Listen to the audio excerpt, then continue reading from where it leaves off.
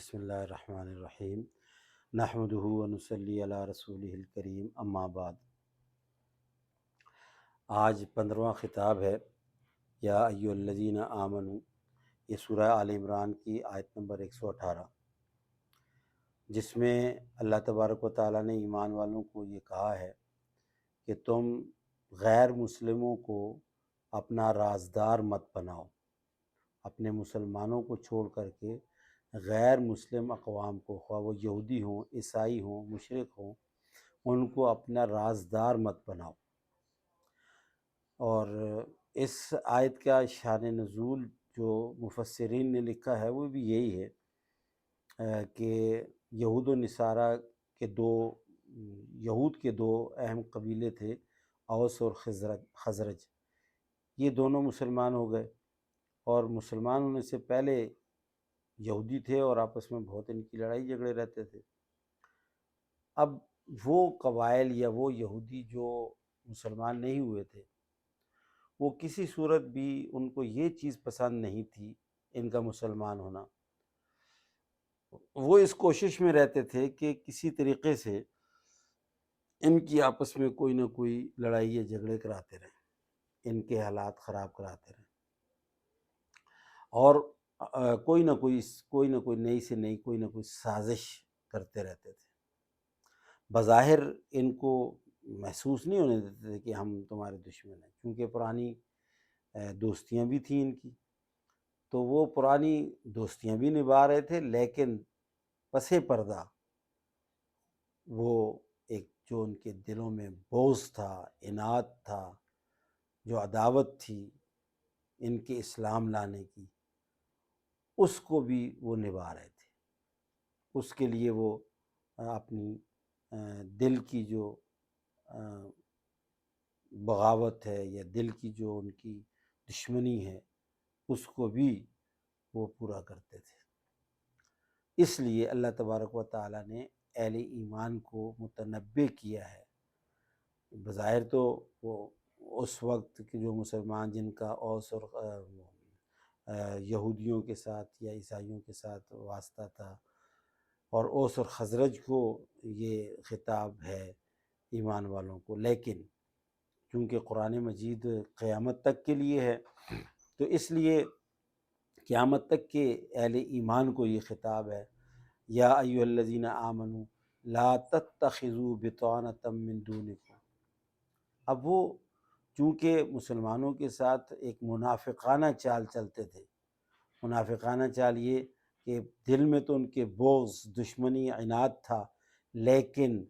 ظاہر میں ان کے ساتھ دوستی،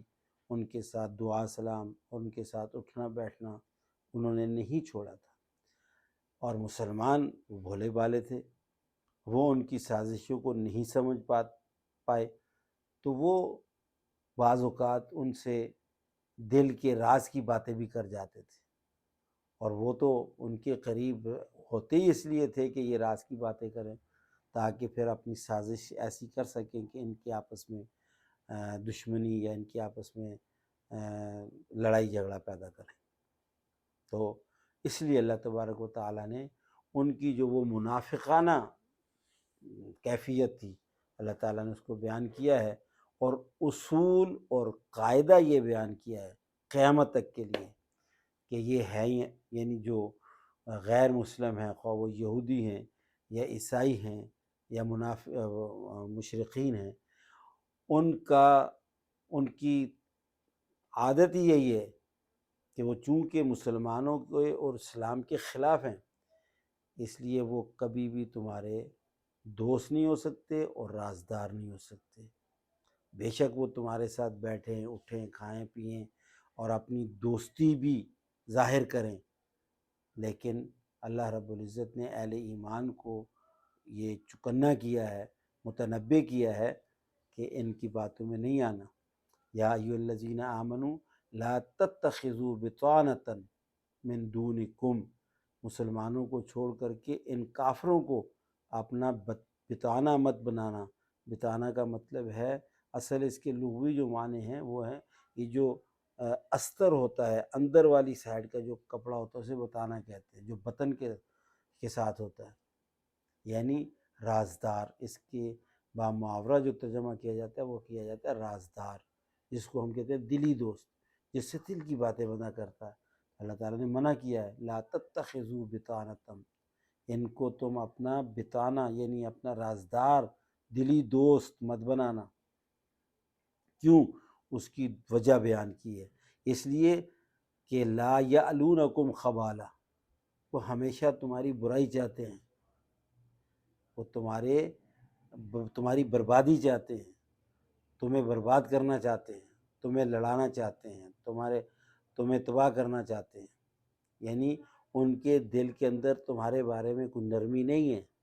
ان کے دل کے اندر تمہارے بارے میں کوئی اچھائی نہیں ہے، تمہارے بارے میں کوئی خیر نہیں ہے۔ لا یعلونکم خبالا، نمبر ایک۔ نمبر دو، ودو ما عنتم، ودو ما عنتم، ودو وہ چاہتے یہ ہیں، ما عنتم کہ تم تکلیف پاؤ، تمہیں پریشانی ہو، تمہارے اوپر سختی آئے۔ ودو ما عنتم یعنی تمہیں وہ تکلیف میں، مصیبت میں، پریشانی میں، لڑائی میں، جھگڑے میں، فتنے اور فساد میں مبتلا کرنا چاہتے، ان کی خواہش یہی ہے۔ ودو ما عنتم، ودو کا مطلب وہ چاہتے یہی ہے کہ تم آپس میں لڑتے رہو، آپس میں تمہارے اختلافات ہوں، آپس میں تم تکلیف میں ہو، پریشانی میں ہو۔ اور آگے فرمایا یہ کیوں ہم کہہ رہے ہیں، قد بدت البغضاء من افواہہم، یہ باتیں اگر تھوڑا سا غور کرو تو یہ وہ اپنے منہ سے بھی کبھی کبھی کہہ دیتے ہیں، کبھی کبھی اپنے منہ سے بھی ان باتوں کا اظہار کر جاتے ہیں۔ اگر غور کرو تو تمہیں سمجھ آ جائے گی کہ وہ منہ سے بھی اپنے، کبھی کبھی ان کے منہ سے بھی یہ بغض، یہ عناد، یہ دشمنی، یہ کدورت ان کی زبان سے ٹپکتی ہے۔ اور اللہ رب العزت چونکہ دلوں کے بھید اور رازوں کو جانتے ہیں، اس لیے اللہ نے فرمایا وما تخفی صدورہم، ان کے سینوں میں جو چھپی ہوئی بات ہے اکبر، اس سے بھی بڑھ کے ہے۔ یعنی منہ سے کبھی کبھار کوئی نہ کوئی ایسی بات کر جاتے ہیں جس سے ان کا بغض ٹپکتا ہے،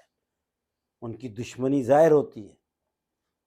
قد، لیکن ان کے دل کے اندر کتنا بغض ہے، کتنا کفر بھرا ہوا ہے، کتنا عناد ہے، کتنی دشمنی ہے، کتنی مخالفت ہے، اکبر، اس سے بڑھ کے۔ یعنی منہ سے تو یہ کچھ بھی نہیں کہتے، منہ سے تو کبھی کبھار کبھی ان کے غلطی سے نکل جاتا ہے، کیونکہ منافقت ہے، وہ تو تمہیں ملتے ہیں تو وہ تمہیں اپنا دوست ظاہر کرنے کی کوشش کرتے ہیں، کبھی کبھار ان کے منہ سے اپنا بغض ہو،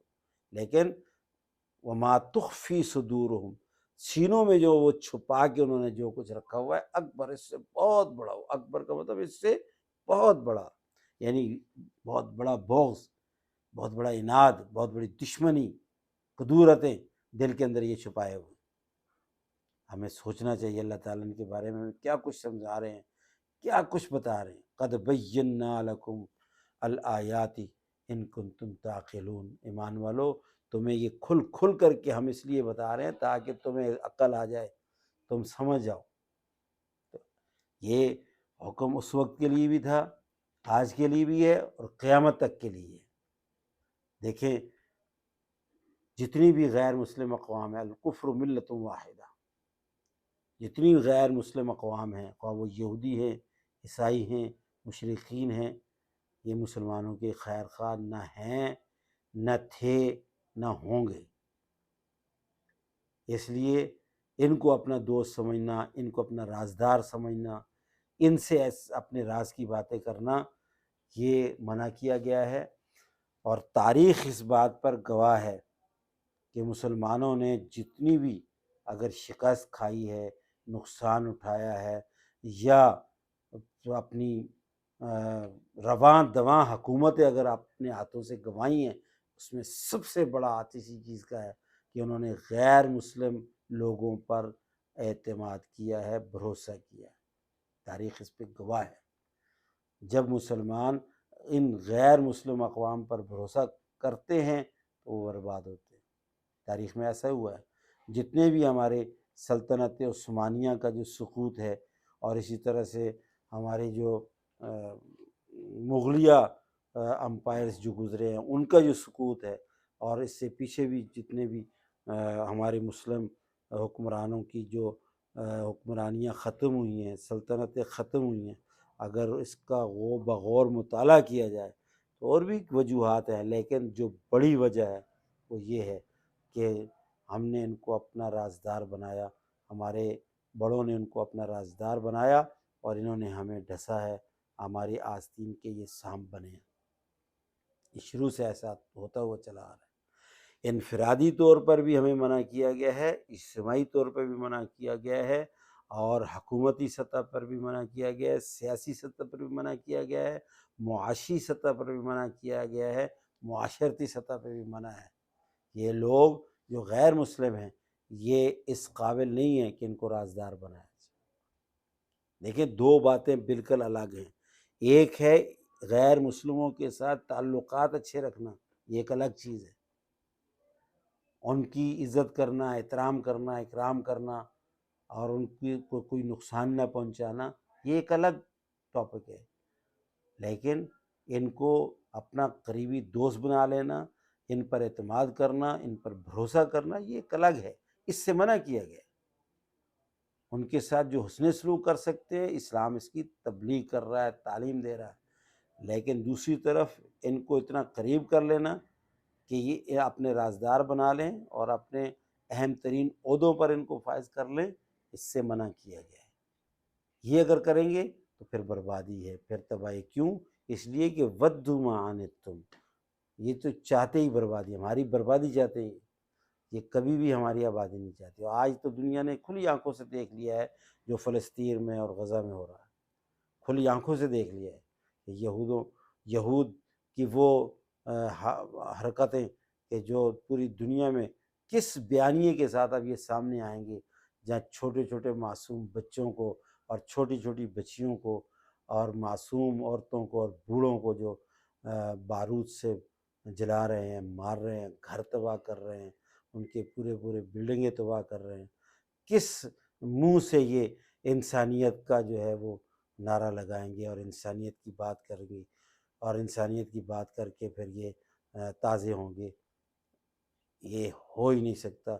اب تو ہمیں ہوش آ جانا چاہیے، اب ان کی حرکتوں سے ہمیں سمجھ جانا چاہیے کہ یہ کس قدر خطرناک ہیں، اور یہ کس قدر ہمارے دشمن ہیں، اور یہ کس قدر ہماری بربادی چاہتے ہیں۔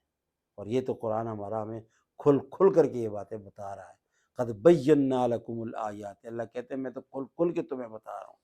ان کنتم تعقلون، تاکہ تمہیں عقل آ جائے، کچھ سمجھ آ جائے۔ اور دیکھیں 1500 سال پہلے یہ اللہ نے کہا ہے، اور آج ہمارے سامنے تو یہ کھل کے سارا کچھ آ بھی رہا ہے۔ تو اللہ تبارک و تعالیٰ ان یہودیوں کی ریشہ دوانیوں سے، سازشوں سے اور ان کی حرکتوں سے ہمیں محفوظ رکھے، اور اللہ تعالیٰ ہمیں ہدایت نصیب فرمائے، قرآن کی سمجھ عطا فرمائے۔